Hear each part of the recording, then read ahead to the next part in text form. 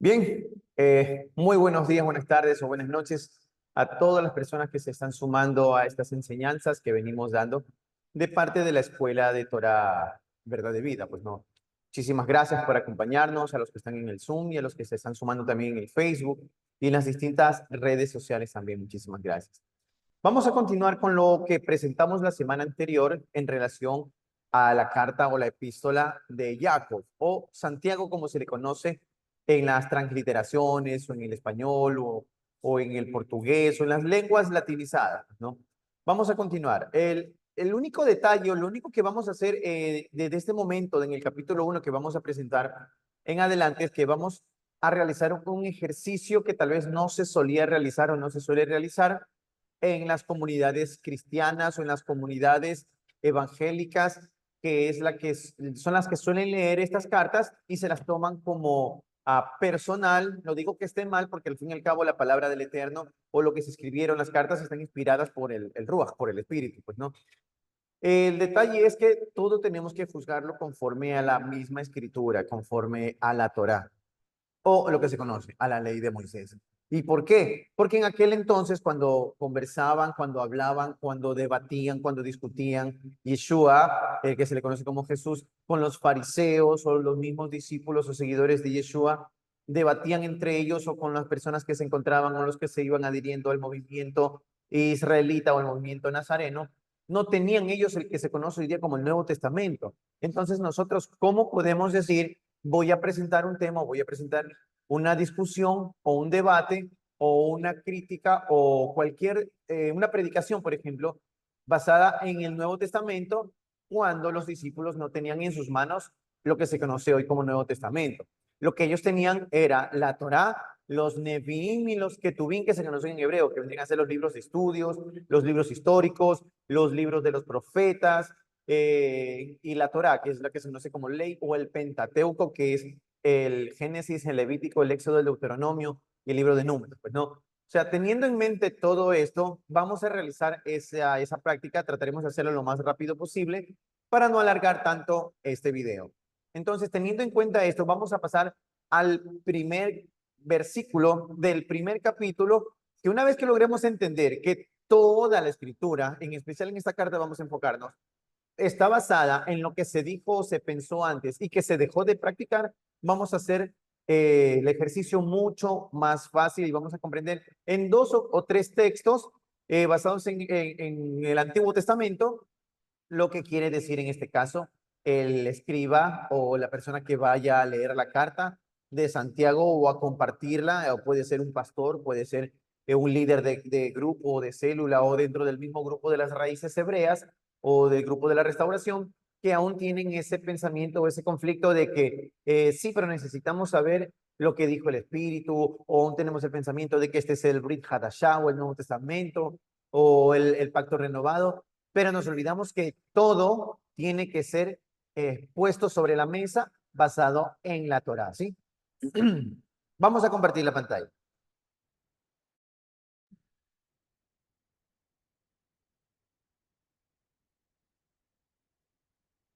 Ahí sí, bueno, como podemos ver, la presentación de alguien que está escribiendo esta epístola de Jacob o de Santiago. Este es el capítulo 1. Déjenme mover esto de aquí para que, por favor, ahí, para poder vernos mejor. Ahora sí. En el verso 1 encontramos que el nombre de él es Jacob, o se traduce como Santiago, se traduce como Jacobus o como Jacobo, como Jacobus, dependiendo de la lengua en la que se tradujo, ¿no? Entendamos que este es un siervo del Eterno, de Yahweh, no es un siervo en sí 100% de Yeshua. Al servirle a Yeshua, él ya le está sirviendo a Yahweh. Entonces dice, siervo de Yahweh y de la don Yeshua. Esto se está dirigiendo él a las 12 tribus. Hay unas versiones que dicen siervo de Yeshua en dirección a los judíos que están regados por la tierra, o en dirección a las 12 tribus de todos los judíos que están regados en la tierra. Entonces es una mala traducción, es una traducción incorrecta, porque la están haciendo las personas que están adentradas en el movimiento de las raíces hebreas, pero tienen el pensamiento de que ellos ahora son gentil y judío, o de que son judíos o que hay que judaizarse. cuando realmente Yeshua no vino por los judíos, simplemente vino por las 12 tribus. Y aquí podemos verlo nosotros con este Jacob, que recordemos la entrega anterior, este es el hermano de Yeshua.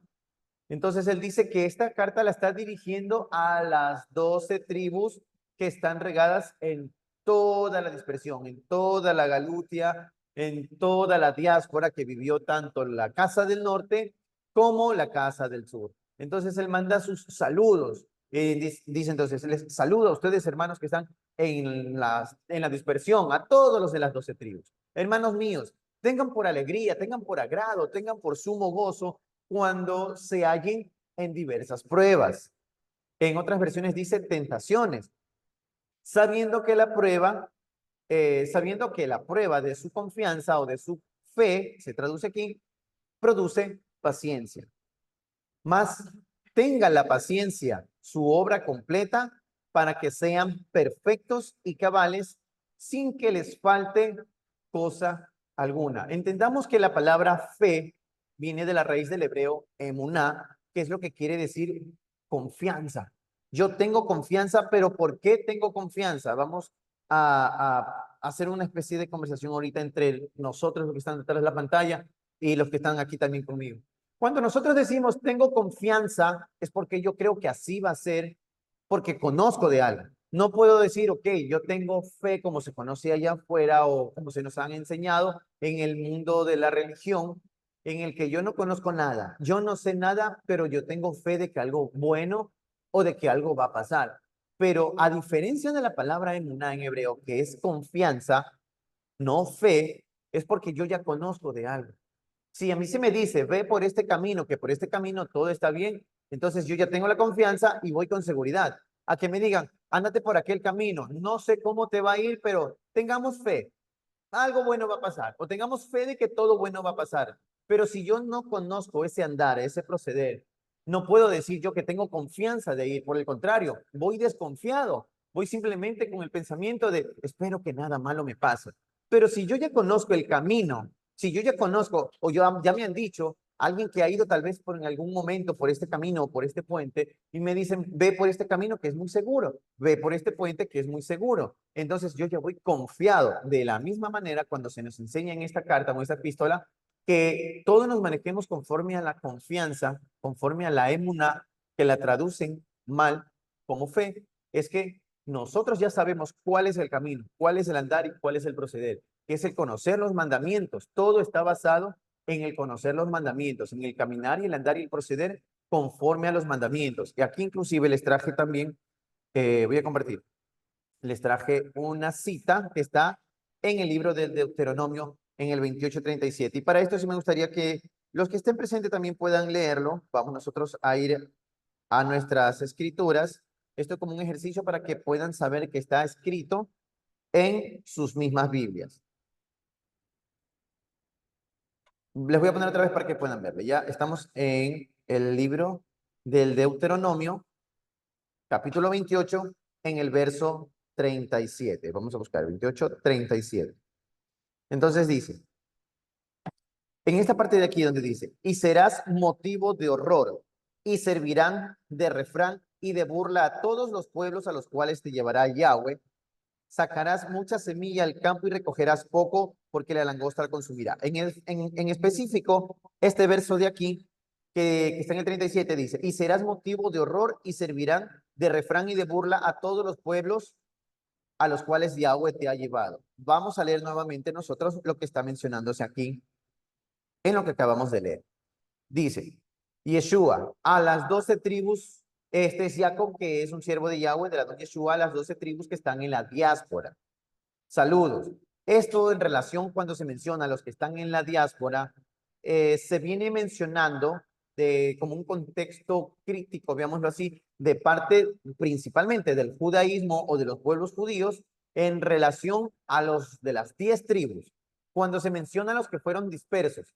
Posterior a esto también el reino del sur, los de la casa de Judá, que fueron llevados hasta Babilonia y fueron expatriados hacia el sur de la Mesopotamia, también se les conoció como los expatriados o como los de la dispersión. Como tal, esto sonaba como una burla. Y cuando traemos nosotros en el texto este de aquí, del Deuteronomio 28:37, está refiriéndose a que lo que se dijo sucedió. Esto que está leyendo, esto que estamos leyendo en este momento es la realidad de lo que estaban viviendo el escriba o el copista de esta carta en relación a lo que en algún momento dijo el Eterno. Serán regados y serán burla en todas las naciones. Y se les llamará o se les denominará los dispersos de Yahweh. Por eso es que nosotros encontramos en la carta que dice Gálatas, que esto viene a referencia de la palabra Galutia, que significa los expatriados de Yahweh. Pero es como decirse cristianos, déjenme dejar de compartir, es como decirse cristiano, por ejemplo. Una vez que ya los del movimiento nazareno, los que se llaman Yeshua, empezaron a ser señalados como cristianos, que al fin y al cabo también representaba como una ofensa, en algún momento se les dijo, pero bueno, no importa si se les dice cristianos, tómenlo para bien, no importa, pero ya saben y están haciendo esa referencia que ustedes están siguiendo a el Mesías de Israel, aunque le llamen Cristo, pero era una ofensa. Años posteriores, ese nombre ya quedó como firme para denominar cristianos este grupo que seguían al Nazareno llamado el Mesías de Israel. Entonces, de la misma manera, los llamados Gálatas o los llamados dispersos o los de la dispersión, en algún momento se les empezó a denominar como un sentido burlesco, haciéndoles saber a ustedes, ustedes, a ellos, ustedes son los que ese Elohim suyo, los que conocían a Yahweh también, los que Yahweh los dispersó. Por eso es que señala, en este caso el Deuteronomio, que sucedería que después de que violen estos mandamientos iban a ser dispersos y serían la burla. Entonces, con esto nosotros podemos ver que todo está basado en la misma escritura, hasta incluso el momento en el que se está refiriendo a cómo se expresaban en relación a estos expatriados del Eterno, ¿no? Vamos a continuar en la siguiente diapositiva. Estamos en la cuarta, vamos a revisar la quinta que dice. Dice, y si alguno de ustedes tiene falta de sabiduría, pídansela a Yahweh, el cual da a todos abundantemente y sin reproche. Él le dará, pero pidan con confianza. Recordemos, pidan sabiendo que le va a dar. Eso le significa confianza. Pidan con la seguridad y la certeza que Él les va a dar. O sea, confíen que les va a dar. Es más, estén seguros que Él les va a dar. Es lo que quiere decir. Porque si decimos pidan con fe, nos vamos a quedar pidiendo, pero nunca vamos a abrir el libro.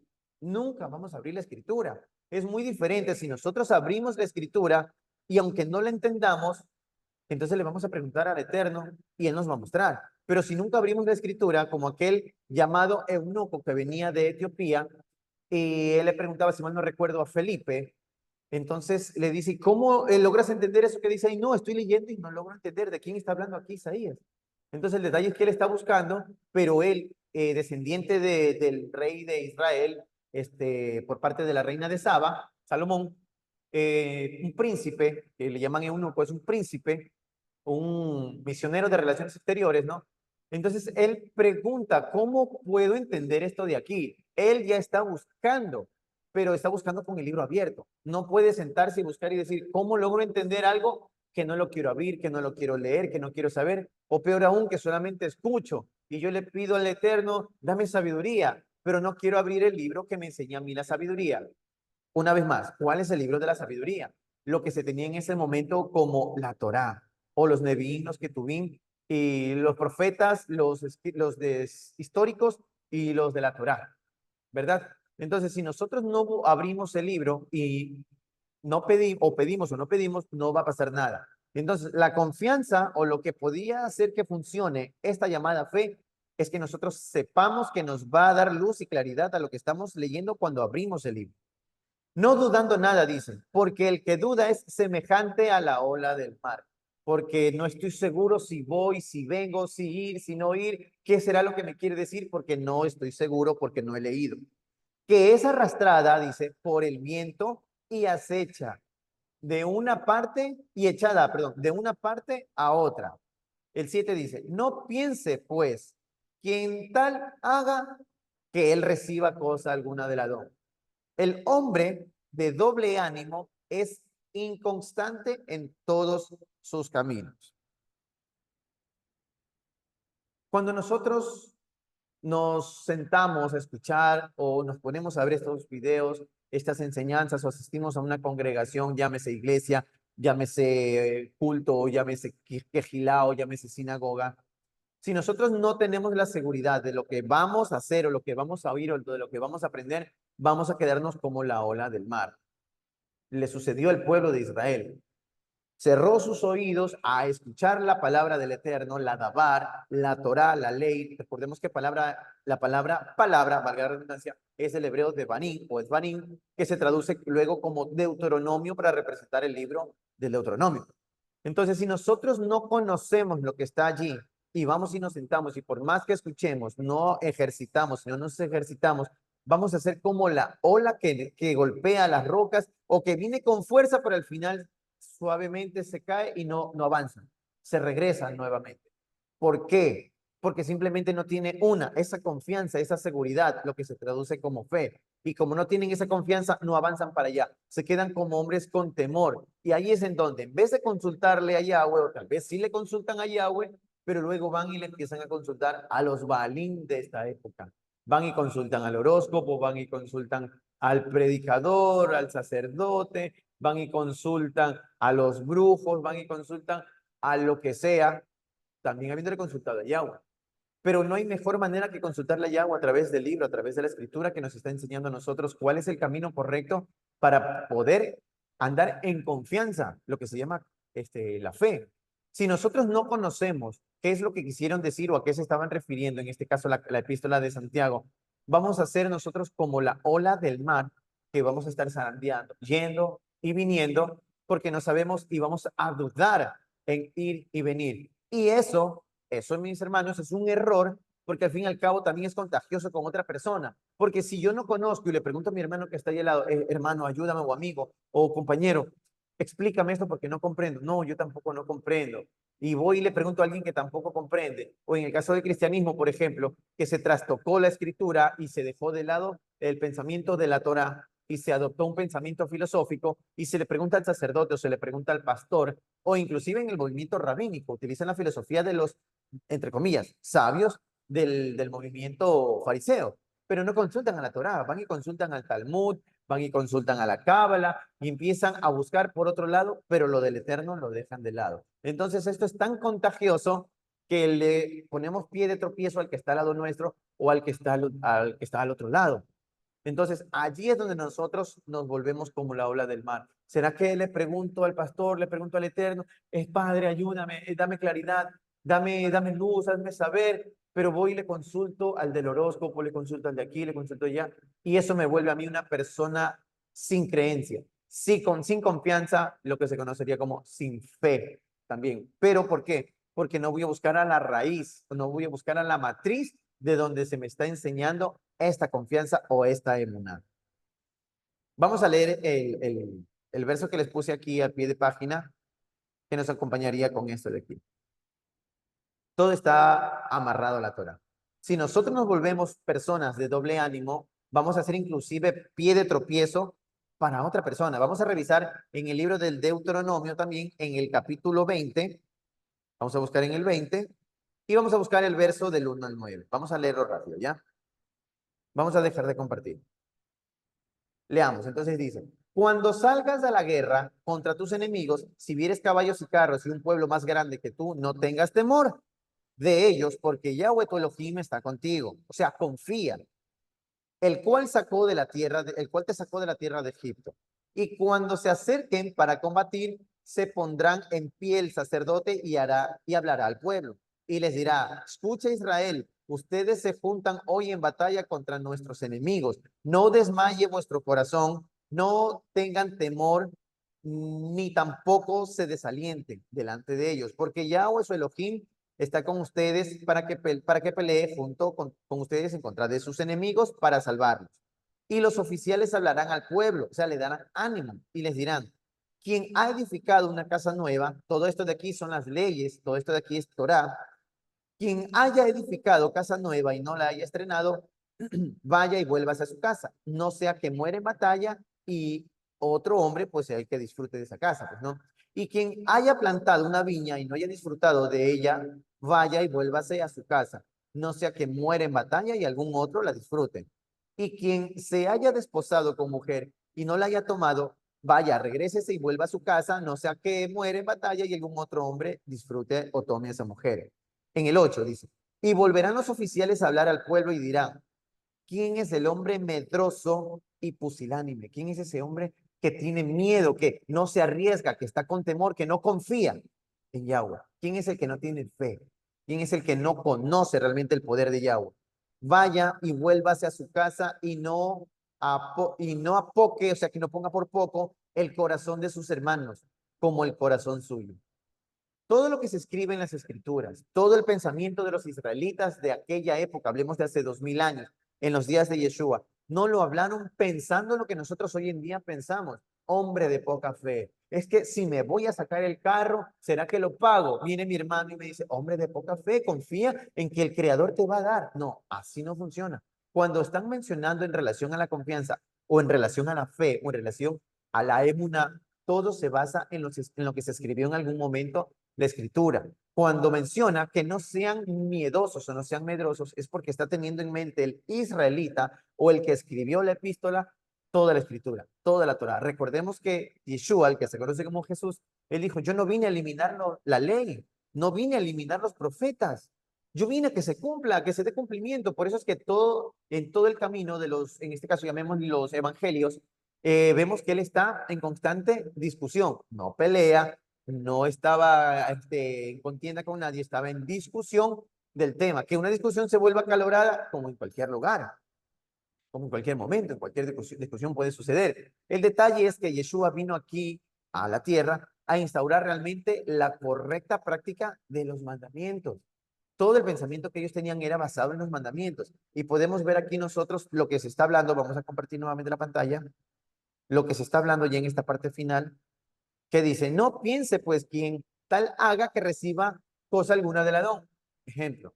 Bueno, pues si él es el que entiende, entonces ya, pues él recibirá y yo me quedo aquí.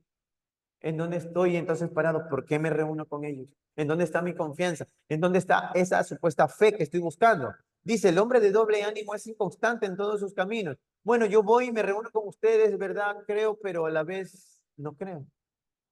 Creo, pero tengo mis dudas. Hombre de doble ánimo. Entonces, ese hombre medroso, vaya a su casa. Lo dice la escritura. Se le recomienda. ¿Por qué? Porque puede ser pie de tropiezo para otro hermano. Pero, ¿cuál es el camino correcto? ¿Cuál es el proceder en estos días o después de Yeshua? Que todas las ovejas perdidas de la casa de Israel vengan, que tengan oportunidad de entrar al reino, que conozcan cuál es el verdadero andar, cuál es el verdadero caminar, cuál es el verdadero proceder. Y todo está basado en la ley y lo vamos a ver más adelante. Vamos con la siguiente diapositiva. Dice, el hermano que es humilde, está hablando en diferentes espacios, en diferentes temas dentro de esta misma epístola, pero todo viene agarrado de un solo pensamiento. Dice, el hermano que es humilde de condición, gloríese en su exaltación, pero el que es rico en su humillación. Y no con eso se está alegrando. Ya les explicamos qué significa. Porque él pasará como la flor de la hierba. O sea, se lo olvidará. Porque cuando el sol sale con calor abrasador, la hierba se seca y su flor se cae, perece, su hermosura y su apariencia. Así también se marchitará el rico con todas sus empresas. Pero no está refiriéndose a que miren lo que les va a pasar a todos los ricos. No, no se está refiriendo al hecho de que porque este hombre es rico, va a perecer solo por ser rico. Mañana sale el sol. Este jefe que es rico me paga mal. Este jefe no me da más de lo que quisiera cobrar o cualquier cosa, pero nos enfocamos en hacerle daño a los ricos, pero dependiendo de cuál es el pensamiento del rico, cuál es el proceder de los ricos. Recordemos que Yeshua en algún momento le dice al joven rico, el joven rico le pregunta, maestro, ¿qué puedo hacer para alcanzar el puesto en el reino?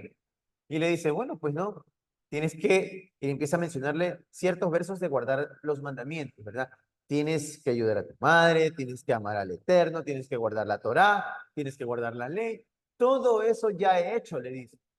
Bueno, pues entonces, tus posesiones, dáselas a todos los pobres. Simplemente le hizo un juego, digámosle así, para ponerle a prueba. ¿Cuál es el pensamiento de este hombre conforme a su tesoro. ¿Qué es lo que atesora? Dice, no hagas tesoro en la tierra, ¿verdad? Sino que hagas tesoro para las alturas de la ciudad que viene de arriba de los cielos a la tierra, Nueva Jerusalén, el reino. Y él dice que se entristeció, se dio la vuelta y se fue. Cuando un hombre atesora sus riquezas dentro de su corazón y se olvida del prójimo, entonces ahí es donde nos está mandando a nosotros a la misma escritura. Y vamos a revisarlo. Primero vamos a revisar qué es lo que mencionó Yeshua en relación a esto. Vamos a buscar el libro de Mateo nuevamente, vamos a leer. Mateo 22, Mateo 22, en el 37. Veamos qué dice el Mateo 22, 37. Dice, y Yeshua le dijo, amarás a Yahweh tu Elohim con todo tu corazón, con toda tu alma y con toda tu mente, todas tus fuerzas y tus recursos. Le está mencionando el Shema. No está inventándosela Jesús desde el pensamiento cristiano. No se les está inventando, les está leyendo el Shema que está en el libro del Deuteronomio, en el capítulo 6, ¿verdad? Ahí dice, Shema Israel, Yahweh Eloheinu, Yahweh Hadis, y amarás a Yahweh con todo tu corazón, con todas tus fuerzas, con todos tus recursos, en adelante. Les está mencionando esto, con todas tus fuerzas, dice en el 38. Este es el primer y gran mandamiento, en el 39. Y el segundo es semejante, amarás a tu prójimo como a ti mismo. Cuando se menciona en esta partecita de aquí, de que el hermano, que es de humilde condición, que se gloríe en su exaltación, es porque en la escritura menciona que aquel que es pobre clame al Eterno y el Eterno le va a escuchar. Dice, pero el que es rico en su humillación. No es malo el hecho de decir al rico, humíllate, porque eso le puede salvar la vida. Cuando un hombre que tiene riqueza de egolatría, cuando un hombre tiene riqueza de poder económico y piensa que tiene mayor control sobre el resto de las personas, está entrando en veamos así, la transgresión de dejar de lado el mandamiento de ayudar a sus prójimos, ayudar a sus hermanos. Recordemos que los que tenían plantaciones tenían la obligación de dejar los bordes de las esquinas, en las esquinas, si se cayó algo de lo que se cosecha, déjalo en el suelo porque detrás viene la viuda, el huérfano y el extranjero en necesidades y ese va a ser su alimento. Entonces, eso se llama amor al prójimo. Riqueza o poder o control o dominio es lo que tiene un hombre a cargo de una plantación. Es un ejemplo que nos está dando a nosotros la escritura, ¿verdad? Pero detrás de eso vienen hombres pobres. Entonces dice, pero el que es rico en su humillación.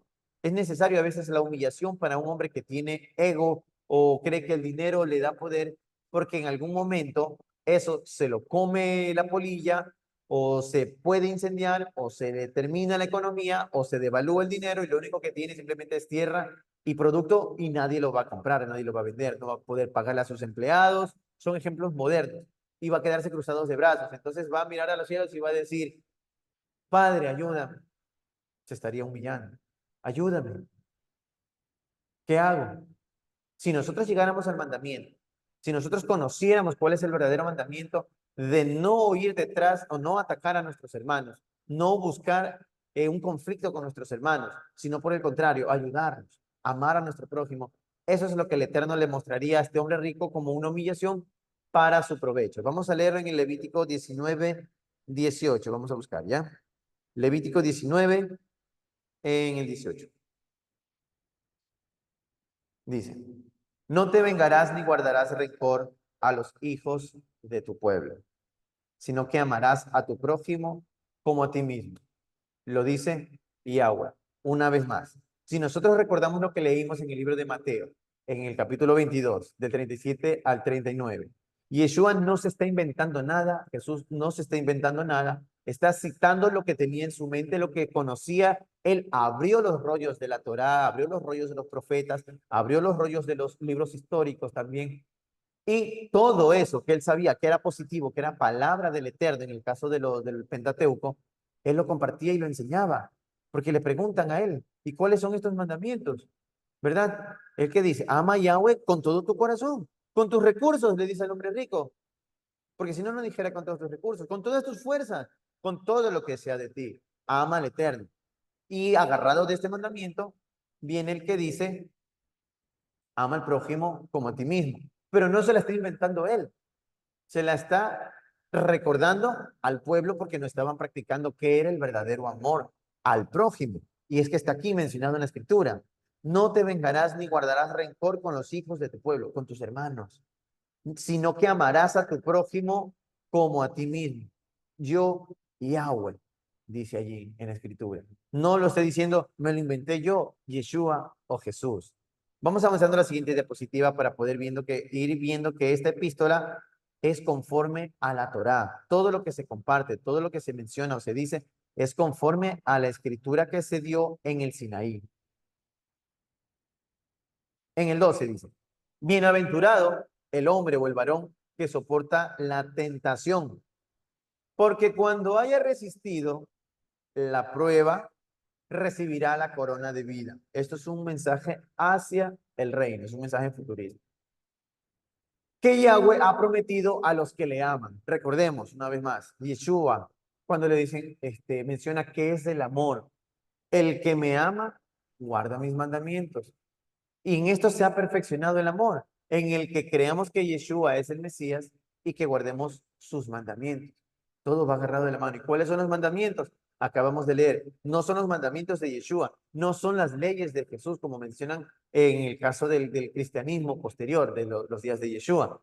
Que ellos dicen, bueno, Jesús vino y trajo la ley las leyes que impuso él, estas leyes sí, estas leyes anteriores de los judíos ya no van. Por el contrario, las leyes no son de los judíos, son de las 12 tribus. Por eso esta epístola va direccionada a las 12 tribus.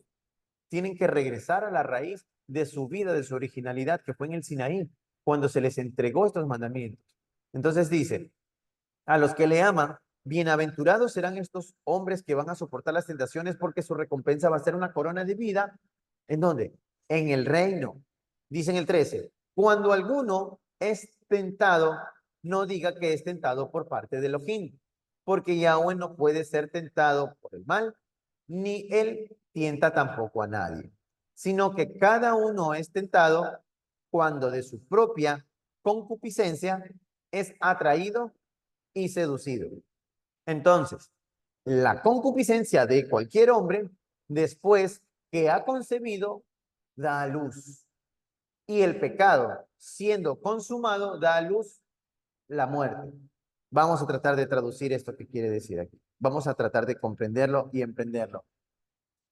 A pesar de que son cosas que ya hemos mencionado, cosas que siempre se están mencionando ahora que estamos en el movimiento de la restauración de todas las cosas. Cuando decimos restauración, es lo que se entregó en el Sinaí. Estamos restaurando el pacto que se hizo en el Sinaí con nuestros padres en estos días. Deuteronomio del 28 al 31 podemos encontrar esto. La Torá, la ley, será puesta en nuestra mente y en nuestros corazones. Para este tiempo son estas profecías.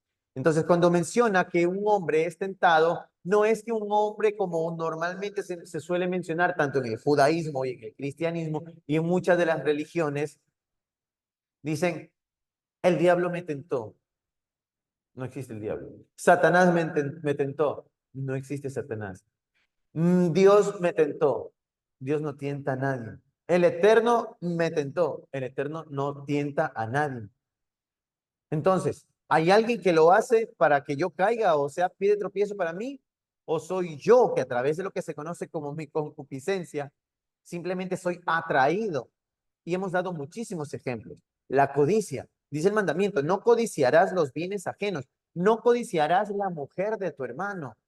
Si de repente, por algún motivo, mi hermano que tiene grandes posesiones y me pone a cargo de sus posesiones, y yo empiezo a hacer mis negocios con las posesiones de mi hermano y pretendo quedarme con las posesiones de mi hermano. Es mi deseo personal querer apropiarme de algo que no me pertenece, como puede ser con las mujeres, que realmente para los hombres hoy en día, o creo que toda la vida ha sido así, por eso es que están puestas estas leyes que traen salvación, vida y libertad. El problema es la atracción femenina. Las mujeres son muy lindas, muy bonitas, muy atractivas. El detalle es que nosotros los hombres no nos frenamos y pensamos que tenemos la oportunidad de tomar a todas las mujeres, sin pensar si le pertenecen a alguien o no le pertenecen a alguien, sin importar si salió mal vestida o salió con una falda muy pequeña o salió con un descote muy amplio y el hombre se sintió atraído. Pero no puedo decir yo que es el enemigo o el diablo o Satanás que, como les digo, no existe, voy a echarle la culpa y voy a decir, por eso me metí en la cama con la mujer de mi hermano. Cuando realmente la Torá a nosotros nos enseña otra cosa. Cuando nosotros sí podemos decir que caemos en tentaciones o estamos delante de las pruebas, cuando conocemos la Escritura y sabemos qué está bien y qué no está mal. Ahora, si yo no conozco lo que realmente Yeshua, Jesús, quiso enseñar a su pueblo, siempre voy a estar delante de las tentaciones y no voy a saber si es tentación o no es tentación, o si es prueba o no es prueba. Porque podremos tomar nosotros y hacer una especie de un ejercicio vano y podemos justificarnos y decir, ok, bueno, la esposa de mi hermano está separada de él y no quiere nada con él. Porque mi hermano la trata mal, es grosero, o no le da de comer, o no la lleva a pasear, no la lleva al mall, no la lleva al cine. Entonces la hermana me dice, quiero separarme de él, quiero que me lleves en tus brazos. Pero como yo no conozco el mandamiento que me dice, no tomes a la mujer de tu prójimo, porque el resultado de la paga de ese pecado va a ser, ¿verdad? Entonces yo voy a pensar de que, ok, es mi hermano, un mal hombre. Ven, hermana, ven, mujer bonita.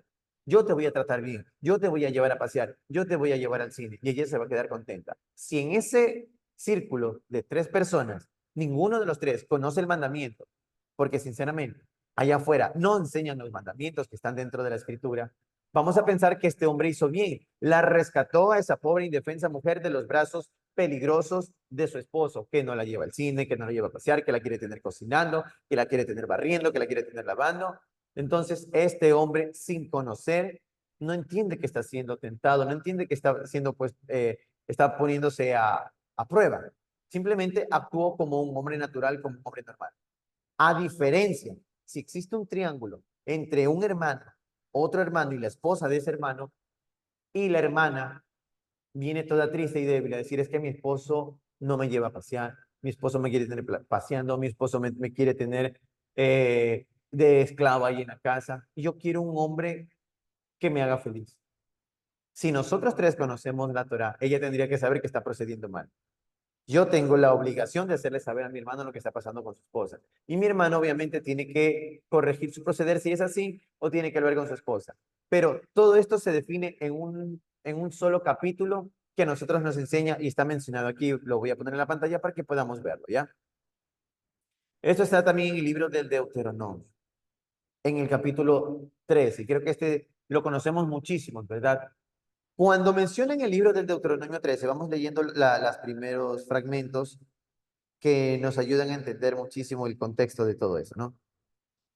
Dice, cuando se levantare en medio de ti un profeta o un soñador de sueño o alguien, no importa, puede venir alguien, aunque no sea profeta o soñador de sueño, y te anuncie una señal o un prodigio, y se cumplen estas señales o estos prodigios, y te anuncia diciendo, vamos en pos de dioses ajenos, vamos a hacer cosas que no nos mandó a hacer el Eterno.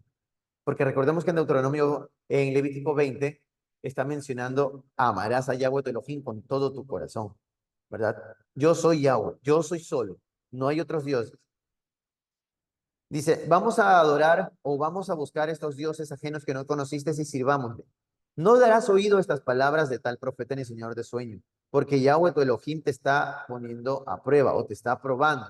Y no es que Yahweh me está probando a mí a través de la esposa de mi hermano, simplemente que son sucesos que se nos van a presentar como pruebas para nosotros.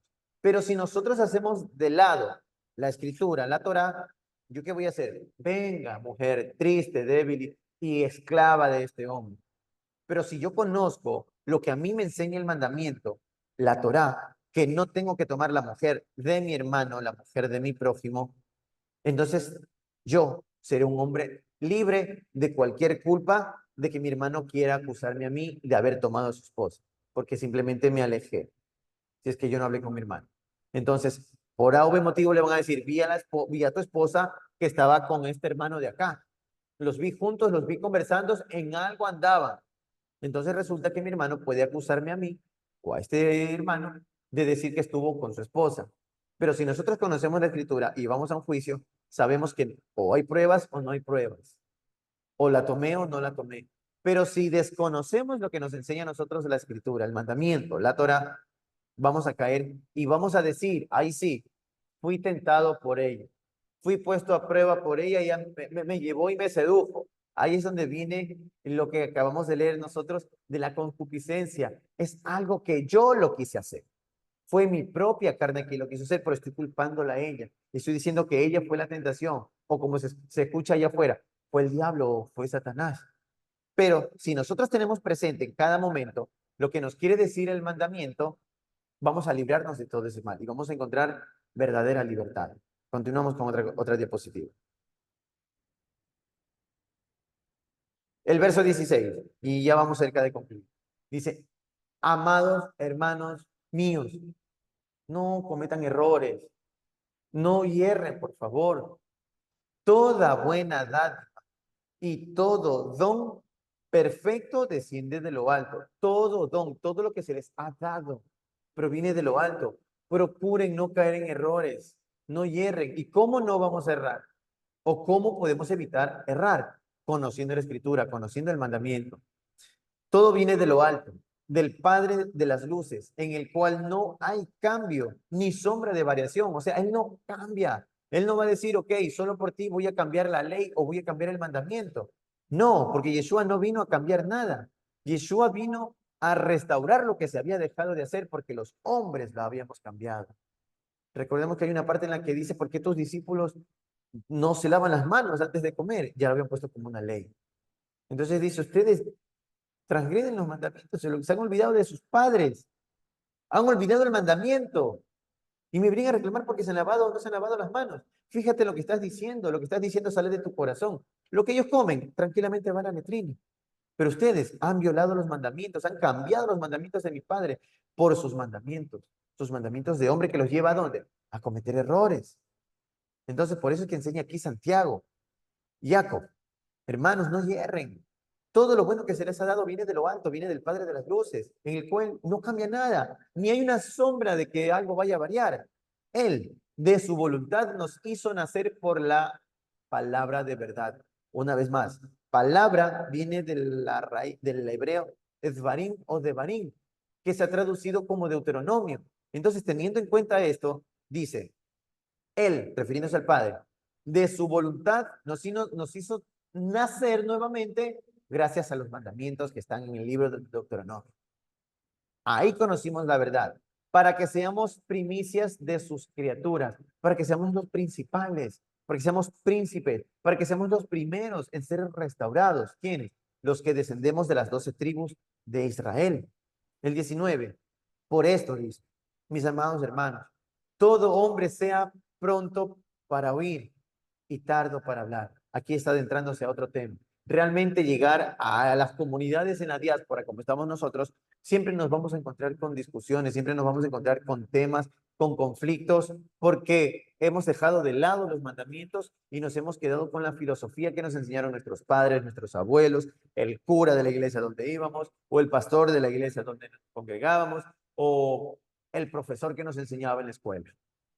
Entonces, si nosotros dejamos de lado todo eso y dejamos simplemente que el espíritu o el ruach que nos redarguya y nos permite entender y comprender lo que quiere decir la escritura, vamos a salvaguardar nuestra vida y vamos a encontrar un correcto andar y un correcto proceder.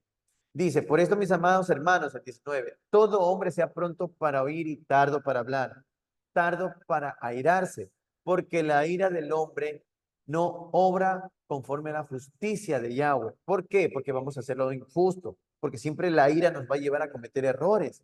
Por lo cual, desechando todo lo malo, todo lo que se abunde en malicia, recibamos con mansedumbre la Torá, la palabra, el Deuteronomio, las leyes. Entendamos que la palabra viene de Deuteronomio, que es donde está toda la Torá. Entonces, una vez más, reciban por bien, reciban de la mejor manera el Deuteronomio, la palabra implantada, la cual puede salvar sus almas. Porque si nosotros no buscamos el mandamiento, vamos a errar. Y ejemplos ya los hemos puesto bastantes. En el caso de los hombres, si un hombre se mete con la mujer de su hermano y este hermano se entera de que este hombre se metió con su mujer, ¿qué va a hacer este hombre? Va a decirle gracias o va a decirle te vas de mi casa.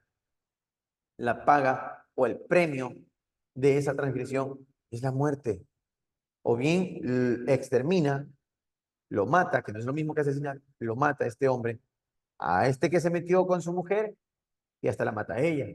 Y ahí queda ejecutado lo que nosotros leímos hace un momento, lo de la concupiscencia, lo de las tentaciones. El pecado da a luz la transgresión. Y esta transgresión, cuando se ejecuta, cuando se consume, da paso a la paga, que es la muerte. No es porque muchos piensan, ok, o sea que si yo voy y me meto con la mujer de mi hermano, automáticamente me muero. No, así no, sino porque todo sale a la luz, ya sea por dos o más testigos o porque este hombre se enteró y cogió y ejecutó a estos dos pecadores, a la que era su esposa y al hombre que se metió con su esposa en la cama.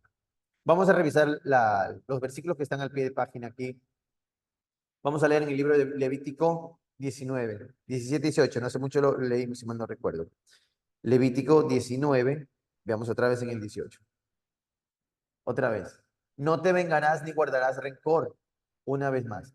No se están inventando ellos nada, ni tampoco están diciendo, mira, ese hermano está bravo con el de acá, o ese hermano me mira mal, o yo le caigo mal, o le tengo coraje a ese hermano, le tengo ira. Desde un pensamiento filosófico, alguien va a decir, ya, pero ¿qué te hizo? Pero no seas así. No, es que me cae mal porque se viste así, porque habla así, o porque no me gusta cómo predica ese hermano. Ya, y por eso me cae mal. O sea, le tengo coraje. Me da ira cuando lo veo, cuando lo escucho hablar a ese hermano. O me da ira llegar y ver a ese hermano. Entonces empezamos a hacer juicios de una manera filosófica. Pero lo que no sabemos es que nos están enseñando a nosotros y nos están restaurando conforme a las escrituras.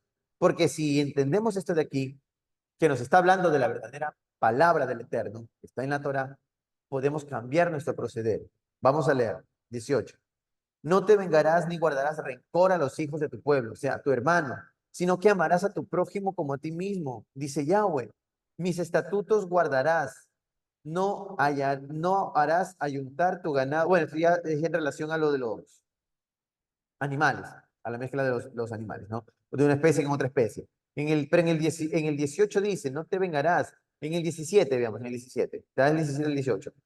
No aborrecerás a tu hermano en tu corazón, porque muchos podrán decir, cae mal ese hermano o esa hermana, no para de hablar, o esa hermana, todo lo que dice, lo dice con coraje o con una negativa, no quiero ni ver las hermanas. Entonces, tenemos que ser pacientes y tenemos que ser tolerantes. 17. No aborrecerás a tu hermano en tu corazón, razonarás con tu prójimo, o sea, acércate a él. Recordemos que en el libro de Lucas menciona, si tienes algo contra tu hermano, ve y habla con él. Si tu hermano acepta la corrección, has ganado a tu hermano. Si no, pues entonces llévalo donde el juez, para que puedan solucionar esto. Pues no, siempre la Torah nos lleva a nosotros a ser mediadores o a tratar de solucionar los problemas conforme a la Torah. Pero dice, ve y habla con tu hermano. No guardes rencor ahí para tu hermano. Y todo está basado en los mandamientos. Dice, no aborrecerás a tu hermano en tu corazón, razonarás con tu prójimo para que no participes de su pecado. No te vengarás ni guardarás rencor. No te aires con tu hermano. Si nosotros estamos en el mundo, si nosotros estamos en las ciudades de cualquiera de esos países donde el Eterno, por profecía, le dijo a nuestro padre Abraham que íbamos a estar dispersos y regados, y nos adentramos en el mundo filosófico, en el mundo de las iglesias, de los templos, de las sinagogas, de las escuelas, de los colegios, incluso de los grupos políticos, de los grupos de fútbol y todo eso, encontramos una filosofía de hombres en el que siempre van a haber rivales, siempre va a haber rivalidad. Pero el detalle es cómo logramos superar esa rivalidad. Ninguno de ellos nos va a poder enseñar, ni a ninguno de ellos vamos a poder entender ni comprender, sino solamente a través de la escritura. Y las escrituras dicen, no guardes el rencor con tu hermano. Ya está. Si tienes algo contra tu hermano, ve y habla con tu hermano. Hermano, disculpe, lo que pasa es que no me gusta cómo usted viene vestido con un pantalón verde y una camisa rosada. No, no me agrada, mi hermano, discúlpeme.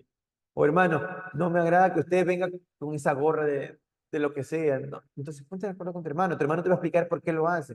Hermano, no me gusta que usted siempre viene vestido de negro, parece que está de luto. O hermano, usted es de esos judíos ultraortodoxos que siempre viene vestido de negro. ¿Por qué? Entonces, nosotros nos quedamos con todo eso adentro y otra vez este hermano vino vestido de negro. Otra vez trajo la camisa fosforescente y el pantalón. turquesa. Entonces, nos ponemos a fijar en cosas externas de nuestros hermanos, pero más sin embargo no nos ponemos a fijar que tal vez nuestro hermano, al que estamos criticando o estamos con coraje con él, está guardando la Torá, está encaminándose de una manera correcta, o está aquí sirviendo y está agradando al Eterno, o tal vez es la única ropa que tiene, o es la única ropa que le quedó. Tal vez es tan humilde o pocos ingresos que es lo que se le permite tener. Solo son ejemplos. El detalle es que no guardemos ira, rencor con nuestros hermanos por cualquier asunto, porque tal vez no solamente puede ser la vestimenta, sino por lo que el hermano dice o porque como el hermano habla. Son ejemplos que se nos van a presentar aquí en la diáspora, porque aquí es donde hemos aprendido toda la filosofía de los hombres. Continuemos, mis hermanos, y con esto creo que ya vengo a la última diapositiva.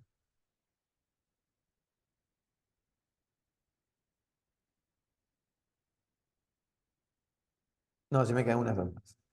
Dice, pero sean hacedores de la palabra, no tan solamente oidores. O sea, no solo me escuchen, hagamos, es lo que quiere decir.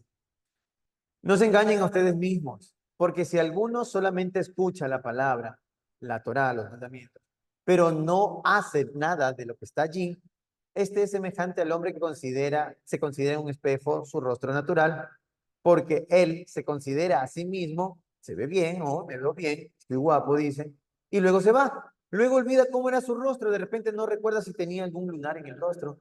Mas el que mira atentamente en la perfecta ley, dice sus escrituras. A los hermanos que están viendo, a los amigos que están viendo que son de otras congregaciones o de iglesias católicas o evangélicas, entendamos que todo el contexto de esta epístola se está refiriendo a la ley que se entregó en el Sinaí, no a las leyes de Jesús, no a las leyes de Yeshua, no a las leyes de los rabinos, ni a las leyes de los padres de la iglesia, ni tampoco a las leyes de los pastores. No, está hablando de las leyes del Sinaí. A eso se está refiriendo. Más el que mira lentamente a la perfecta Torá, la ley del Sinaí, la que da libertad y persevera en ella, no siendo oidor que se olvida, sino un hacedor de la obra, que pone por obra esto. Este será bienvenido, este será bienaventurado, este le irá bien en cualquier lugar, en todo momento, en todo lo que haga. Con todo, recordemos en que a Josué y a Joshua le dice, tú solo esfuérzate y sé valiente. Guarda mis mandamientos y enséñale a ese pueblo a guardar mis mandamientos como lo hizo Moisés. Pero nosotros nos quedamos en este pensamiento filosófico. Y con esto voy a hacer una especie de crítica. Voy a hacer una especie de crítica de los comentaristas, tanto de los padres de la iglesia como de los pastores del protestantismo, que al fin y al cabo se han tomado ambos de la misma filosofía. Los padres de la iglesia de la filosofía macedonia grecorromana y los padres del protestantismo conforme al pensamiento evolucionista de Martín Lutero y todos los que vinieron después de ellos, que también era filosofía greco-romana, solo que ya evolucionada, ¿no? Entonces, cuando nosotros entendemos que esto de aquí está mencionándose todo conforme a la ley del Sinaí, ellos no lo entienden, porque en su mente ellos tienen, no, pues si ya la ley del Sinaí ya no va, ya la tierra ya fue, ya los judíos fueron expatriados por completo, ya Israel no existe, esto es ahora para los cristianos, esto es ahora para nosotros los cristianos que no tenemos nada que ver con los israelitas, ni con las 12 tribus, ni con los judíos, ni nada más. Sin embargo, nos olvidamos que al principio dice que esto va para las 12 tribus, no para los cristianos, ni para los evangélicos, ni para los católicos, ni para los en las sinagogas, va para las 12 tribus. Entonces, cuando nosotros vemos en estas críticas que ellos tratan de enseñar conforme al pensamiento filosófico, están separando totalmente el pensamiento del Eterno, lo que quiso decir, y están trayendo pensamiento de hombre. Están trayendo doctrinas que no están dentro de la misma escritura, porque están sacando de contexto todo el texto como se está presentando. Es una pequeña crítica para poder entender y comprender que los filósofos de la antigüedad y los filósofos modernos basan el pensamiento de las escrituras o basan las escrituras en sus pensamientos, cosa que no es así. La escritura no se la puede interpretar en el pensamiento de los hombres desconociendo la raíz o su base contextual que es la Torá, los mandamientos. Voy a continuar con esto, ¿ya? Volvemos a leer nuevamente esto de aquí. Dice entonces, que no seamos solamente oidores de la palabra, sino tenemos que ser hacedores de la palabra. Pero una vez más, recordemos que la palabra, viene del hebreo de barín. Y esta palabra de barín nos está llevando es al Deuteronomio, donde están expuestas la mayor parte, o se están repitiendo nuevamente, todas las leyes que se dieron en el Sinaí cuando salieron de Egipto. No está diciendo nada más que lo que piensan los filósofos allá afuera. No, nada de eso lo están haciendo. Vamos a revisar en el libro de Levítico, en el 25, del 9 al 10 rapidito, ¿ok? Levítico 25, 9 y 10. Dice, entonces harás tocar fuertemente la trompeta. Esto en relación a lo que leímos aquí en el verso donde dice de la libertad. 24. Porque él se considera a sí mismo, o sea, el hombre que se mira en el espejo, luego se va y se olvida cómo era. En el 25 dice, mas el que mira atentamente la perfección de la ley, la de la libertad, y persevera en ella, no siendo oidor olvidadizo, sino un hacedor de esta obra, este le irá bien en todo lo que hace, este tendrá libertad y tendrá voluntad. Cuando menciona esto, el escriba, cuando está refiriéndose a los de las 12 tribus, les está relacionando que la ley da libertad. No es como enseña la filosofía de los hombres, que dice que la ley da maldición y da castigo, que es lo que tratan de dar a entender a Pablo, que no lo entienden, no lo comprenden, porque dejaron de lado el conocimiento de la ley que da libertad. Veamos aquí, dice, entonces harás tocar fuertemente la trompeta, Levítico 25, 9. Harás tocar fuerte la trompeta en el mes séptimo a los 10 días del mes. El día de la expiación harán tocar la trompeta porque en toda la tierra, y santificarán el año 50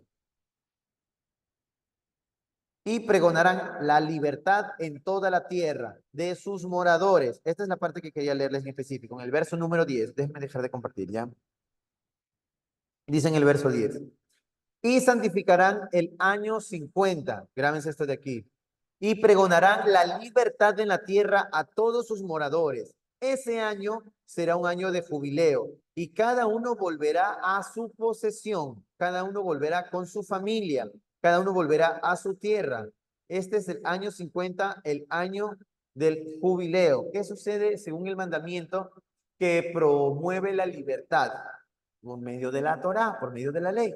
Resulta que si había un hombre que le había hecho un préstamo a su hermano y este no lo podía pagar, este hombre que fue beneficiario, como no puede pagarlo, entonces tiene que ir a trabajar a la casa de su hermano para poder ser recompensado en esa deuda. En otro caso, la tierra.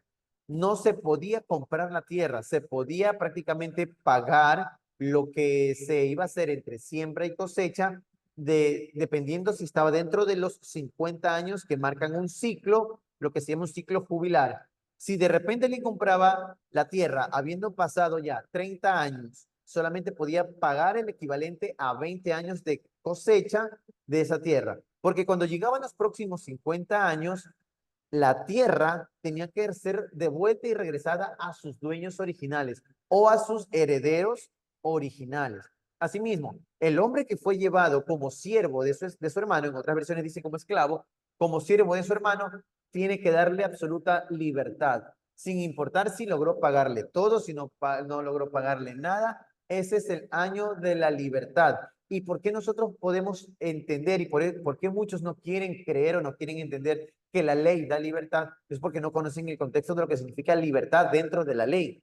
Es que si la ley dice el año 50 hay libertad, tiene que cumplirse. Tiene que cumplirse. No es el hecho de que yo voy a clamar por mi libertad al Altísimo y le digo, Padre, por favor, quiero ser libre. Él no lo va a hacer libre. Tiene que esperar a que llegue el año del jubileo. O quiero recuperar ya mi tierra. Sí, pero hiciste un trato conmigo. Te pagué la tierra por 20 años A lo que termine mis 20 años, que es el jubileo, ahí regresa a tu tierra. No, no, no, ya no quiero, ya no quiero. No, rompamos el trato. Un acuerdo que se hizo entre nosotros los hombres, con testigos, con jueces y todo, no lo vamos a violar porque yo no quiero hacerlo así. Yo quiero la tierra, el tiempo adecuado. Entonces él va y lo acusa. Él se quiere quedar con mi tierra. Y yo voy y digo, no, yo firmé y le dejé pagado por 20 años. Entonces, ¿cuándo puedo recuperar mi tierra? La ley dice que en el año 50 o en el año jubilar. Ahí te será devuelto. Entonces tocará esperar a que llegue el año jubilar y cuando llegue el año jubilar se tocará la trompeta y todos, como dicen en el cristianismo, darán un grito de júbilo. Ahora sí entendemos lo que significa grito de júbilo, porque muchos dicen y dicen grito de júbilo y no saben lo que significa. Pero grito de júbilo significa un grito porque terminó mi esclavitud o mi servicio a mi hermano. O un grito de alegría porque puedo recuperar mi tierra. Que suenen las trompetas, que haya fiesta en toda la tierra, porque somos libres. ¿Quién nos hizo libres? La escritura. Nosotros aceptamos ese trato, ese pacto, firmamos los varones con la circuncisión, las mujeres con haber hecho la tevila y nos hacemos actos para ser beneficiarios de esa ley que nos va a dar esa libertad. Por eso es que una vez que nosotros hemos llegado a ser del Mesías Yeshua, tenemos la opción de ser libres, porque nos hemos adherido a esa Torah que nos va a dar la libertad. Ahora podemos entender y comprender lo que significa el año del jubileo o el grito de júbilo o la libertad que nos viene a través de la ley o de la Torah. Vamos continuando, ¿ya?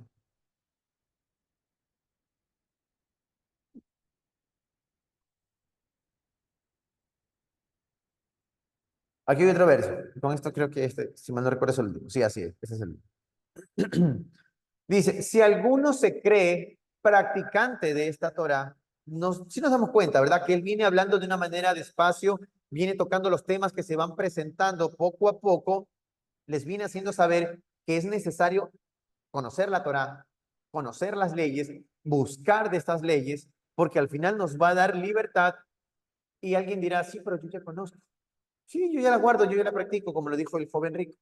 Entonces ahí es donde viene esta parte que dice, a ver, ok. Si alguno se cree practicante de la Torá, de la ley, entre ustedes, pero no refrena su lengua, uy, no, tocó la parte en la que no quería tocar, a mí que me gusta hacer conversón, parlanchín, hablar del uno y hablar del otro. Si alguno se cree practicante de la Torá entre ustedes y no refrena su lengua, sino que engaña su corazón, la práctica de tal, o sea, la práctica que hace de guardar los mandamientos, no sirve, es vana. La práctica pura y sin mancha delante de Yahweh, el Padre, es esta. Déjense de hablar, prenden la lengua primero, luego visiten a los huérfanos, vayan a ver a las viudas en sus tribulaciones y guárdense sin mancha delante del mundo. Que nadie hable mal de ustedes. Visiten a los necesitados, en vez de estar hablando de nuestros propios hermanos, es lo que está diciendo nosotros la escritura, ¿verdad? Frenemos nuestra lengua, paremos.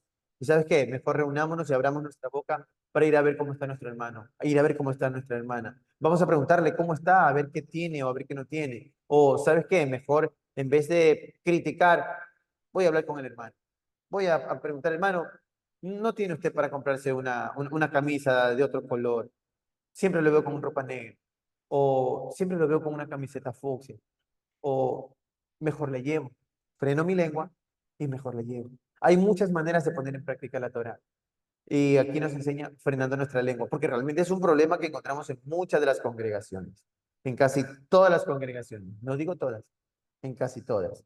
Pero bueno, el detalle de esta primera etapa, de este primer capítulo en el que se han dividido esto, bueno, esto lo hizo el cristianismo, es para poder entender y comprender que esta epístola y esta carta fue dirigida a los israelitas de las 12 tribus.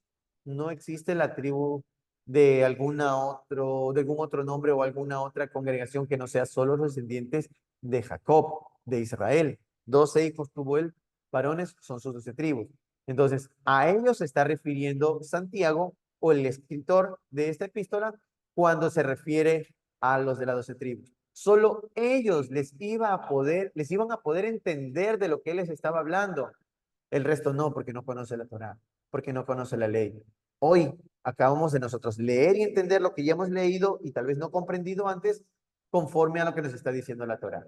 Con esto me despido y nos vemos la próxima semana. Un abrazo para todos, una excelente noche, día, tarde o noche. Denle un like, compartan esto también para que pueda llegar esta información a otras personas. Escríbanos, comenten, pregunten y suscríbanse también. Un abrazo para todos y una excelente noche.